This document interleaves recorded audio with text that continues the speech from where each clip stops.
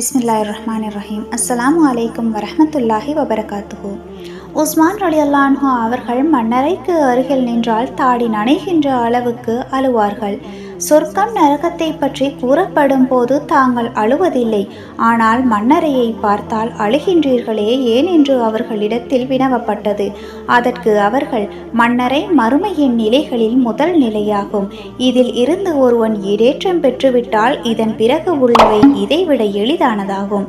இதிலிருந்து அவன் ஈடேற்றம் பெறாவிட்டால் இதற்கு பின்னுள்ளவை இதைவிட கடினமானதாகும் என்று அல்லாஹுவின் தூதர் ஸல்லல்லாஹு அலைஹி வஸல்லம் அன்னவர்கள் கூறுகின்றார்கள்.